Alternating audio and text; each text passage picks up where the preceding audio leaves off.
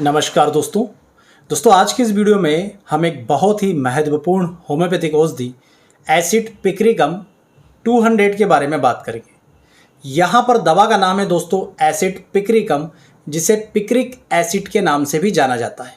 200 यहाँ पर पोटेंसी है। आप अपनी बीमारियों के हिसाब से एसिड पिक्रिकम को 6 पोटेंसी 30 200 1 में यूज़ कर सकते हैं, परंतु हमें अपने अनुभव से ये ज्ञात हुआ है कि डेली प्रैक्टिस में ये 200 पोटेंसी में दोस्तों ज़्यादा वर्क करती है। बाकी आपकी पर्टिकुलर बीमारी के लिए हो सकता है कि इसकी पोटेंसी अलग अलग हो, परंतु यदि आपको कोई एक पोटेंसी सेलेक्ट करना है तो एसिड पिक्रिकम या पिक्रिक एसिड को 200 पोटेंसी में यूज़ कीजिएगा। अब हम जानते हैं कि दोस्तों कि ये मेडिसिन किस जगह पर सर्वाधिक यूज़ होती है। वैसे तो एसिड पिक्रिकम या पिक्रिक एसिड दोस्तों बहुत सारे लक्षणों के लिए दी जाती है, परंतु मैं यहाँ पर आपको केवल इसके बहुत ही प्रमुख उपयोग बताऊंगा जहाँ पर ये मेडिसिन को देने से बहुत शानदार, बहुत अच्छे रिजल्ट मिलते हैं, या जहाँ पर आपके मन में यदि 2 4 5 10 दवाएं आती है तो आप उन सब दवाओं में से एक दवा एसिड पिक्रिकम को मरीज को दे सकते हैं।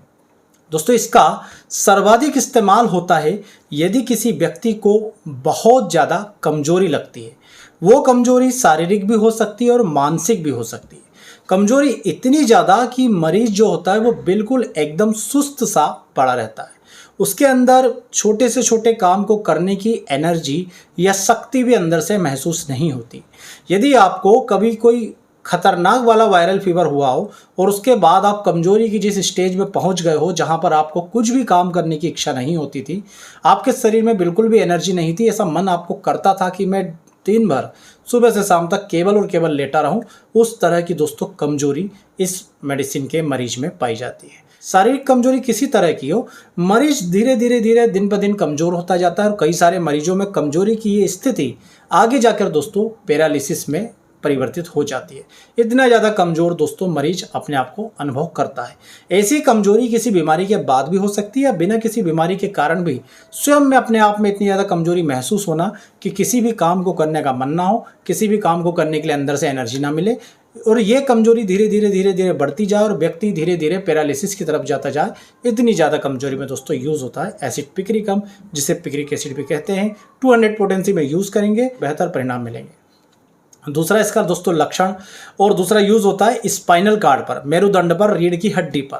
तो खासकर एक ऐसा लक्षण जिसमें व्यक्ति जब भी कोई मस्तिष्क संबंधी काम करता है, मस्तिष्क का काम करता है, पढ़ाई लिखाई का काम करता है, जिसमें मस्तिष्क को श्रम करना पड़ता है, उस श्रम के पश्चात यदि रीढ़ की हड्डी में तकलीफ बढ़ जाती है, रीढ़ की हड्डी में दर्द होने लगता है, रीढ़ की हड्डी में जलन होने लगती है, खासकर निचले हिस्से में लंबर रीजन में, तो दोस्तों ये पिक्रिक एसिड की तरफ इशारा करती है।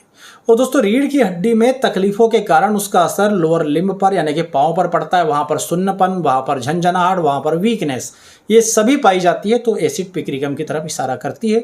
और ये सब दोस्तों लक्षण देखने को मिलते हैं साइटिका के केस में, ये सब लक्षण देखने को मिलते हैं। स्लिप डिस्क हो गया हो, बल्जिंग हो गई हो, प्रोलेप्स हो गया हो दोस्तों स्पाइन में, स्पाइन की जो वर्टिब्रा उसमें, तो इस तरह के आपको सारे लक्षण देखने में मिलते हैं। साइटिका के लिए दोस्तों सबसे बेस्ट यदि ट्रीटमेंट की बात करें तो यहाँ पर आप देखेंगे ये हमारा एक ट्रीटमेंट होता है 2 महीने का, जो बहुत ही कम कीमत का होता है। तो इसमें साइटिका की बेहतरीन मेडिसिन दोस्तों मिक्स होती है, एसिड पिक्रिकम भी इसमें दिया जाता है। इसके बाद दोस्तों बात करें तो इसका एक और लक्षण ये होता है कि ये व्यक्ति यदि कोई बहुत ज़्यादा मस्तिष्क का श्रम कर रहा है और उस श्रम को करने के साथ साथ उसके सिर में भारीपन या सिर दर्द होना शुरू हो गया हो, तो एसिड पिक्रिकम या पिक्रिक एसिड की सलाह दी जाती है। आप गौर कीजिएगा कि अधिकांशतः स्कूल जाने वाले बच्चों में ये शिकायत आपको देखने में मिलेगी कि जब भी वो स्कूल जाते हैं और पढ़ने की कोशिश करते हैं या उन्हें कुछ पढ़ाई का काम दे दिया जाता है, पुस्तकें दे दी जाती है, ब्लैक बोर्ड पर पढ़ाया जाता है, तो मस्तिष्क का श्रम करने के कारण उन्हें अचानक से सरदर्द डेवलप हो जाता है। इसके पहले उन्हें कभी सरदर्द की शिकायत नहीं थी, परंतु इतना करने के बाद अब सरदर्द होना शुरू हो गया। ये 2 कारणों से हो सकते हैं। यदि किसी व्यक्ति की नज़रें कमज़ोर है तो फोकस करने के कारण ब्लैक बोर्ड पर या पुस्तकों पर या कम लाइट के कारण हो सकता है सिर दर्द हो, परंतु यदि ये कारण नहीं है, आंखें स्वस्थ है और जब भी व्यक्ति मस्तिष्क का श्रम कर रहा हो, चाहे वो बच्चे पढ़ाई लिखाई कर रहे हैं, उसके बाद उनके सर में भारीपन होता है और सर दुखना लगता है, तो यहाँ पर दोस्तों एसिड पिक्रिकम दी जाती है। जब हम बात करते हैं मस्तिष्क के श्रम की, तो इसका मतलब ये नहीं है कि ये केवल पढ़ाई लिखाई करने वाले लोगों के लिए भी।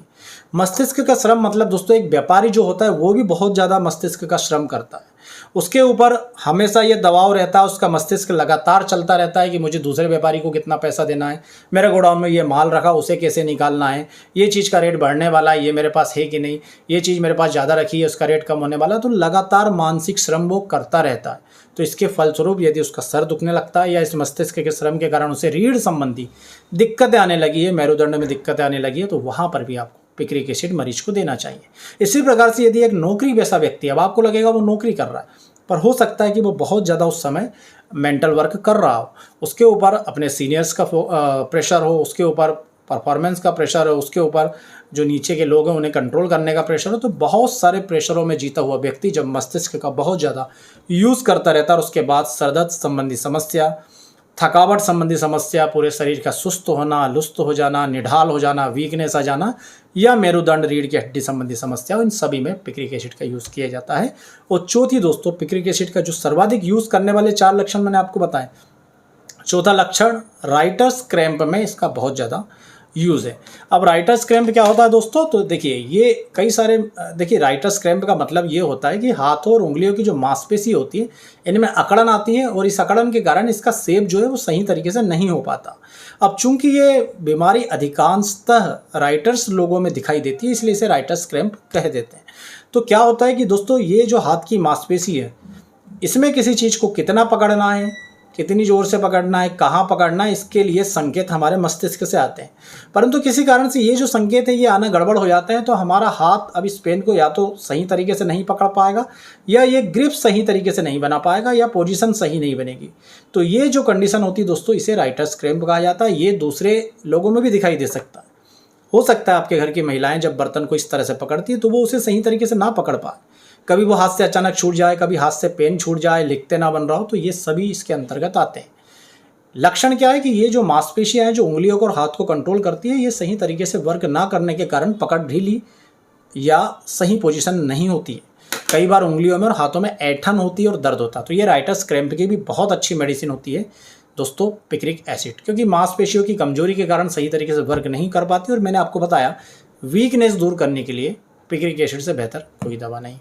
तो ये जो जितने भी लक्षण मैंने आपको बताए, चाहे आपको अच्छा, इसका एक और लक्षण है ब्रेन फॉग।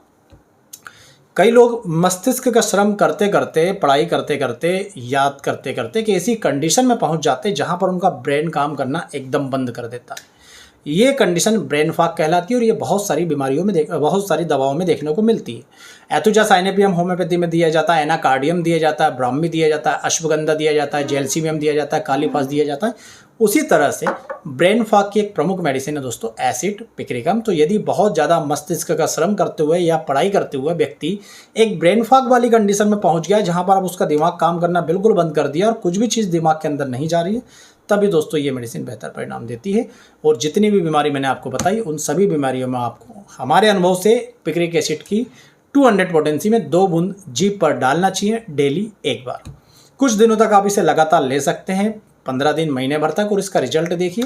आपको जैसे ही आराम आना शुरू हो जाए, इसे धीरे धीरे धीरे धीरे कम करके 1 दिन छोड़ के कर दीजिए, 2 दिन छोड़ के कर दीजिए, 3 दिन, 5 दिन, 7 दिन, और धीरे धीरे बंद कर दीजिए।